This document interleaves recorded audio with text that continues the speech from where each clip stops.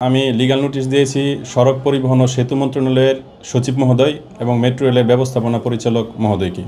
নোটিশটি দিয়েছি এই জন্য, আপনারা জানেন গত পরশুদিন আবুল কালাম আজাদ মেট্রো রেলের বিয়ারিংয়ের প্যাড পরে ঘটনাস্থলেই উনি নিহত হন। ওনার পরিবারকে 10 কোটি টাকা আর্থিক ক্ষতিপূরণ এবং সহায়তার জন্য দিতে বলা হয়েছে লিগ্যাল নোটিশের মাধ্যমে, এবং ওনার পরিবারের একজন কর্মক্ষম ব্যক্তিকে, উপযুক্ত ব্যক্তিকে মেট্রো রেলে স্থায়ী সরকারি চাকরির ব্যবস্থা করে দেওয়ার জন্য বলা হয়েছে লিগ্যাল নোটিশের মাধ্যমে। আমি মনে করি মেট্রো রেল কর্তৃপক্ষ এবং সড়ক পরিবহন ও সেতু মন্ত্রণালয় এটার জন্য সরাসরি দায়ী। তাদের অবহেলা এবং তাদের নেগলিজেন্সির কারণে এই দুর্ঘটনাটি ঘটেছে। আপনারা জানেন ইতিপূর্বেও 2020 সনে এরকম একটি ঘটনা ঘটে একজন নিহত হয়। বান্ডেল থাকলে প্রতি সেনমানিতে টাকা বাঁচবে। বিকাশ সেনমানি বান্ডেল কিনে জিতুন প্রতি লেনদেনে।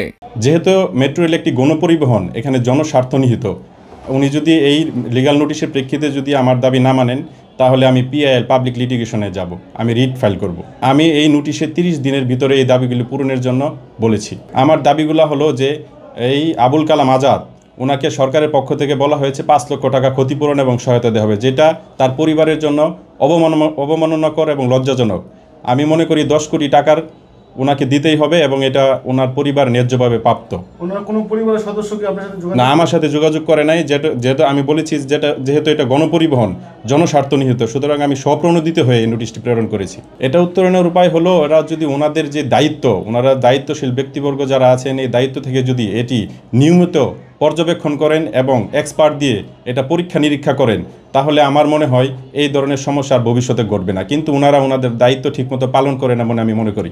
আসলে এটা মানে কোন সরকার দায়ী বা কে, সেটা আমি বলতে পারি না। আমি মনে করি যখন যে দায়িত্বে থাকবেন, দায়িত্বে থাকা অবস্থায় যদি ওনারা ওনাদের দায়িত্ব ঠিকমতো পালন না করেন, তাহলে এটার দায়ভার তাদের উপরেই বর্তায়। এই পয়েন্টটা হচ্ছে ভিন্ন বিষয়। এই পক্ষে আমি ওনাদের কাছে অন্য একটা নোটিশ প্রেরণ করতে পারি বা আবার অন্যান্য দরখাস্ত দিতে পারি, কিন্তু এটা যেহেতু একটা স্পেসিফিক একটা ইনসিডেন্টের জন্য আমি চেয়েছি, সুতরাং এখানে আমি এটাই উল্লেখ করেছি, আমি অন্য কোনো বিষয় এখানে আনি নাই।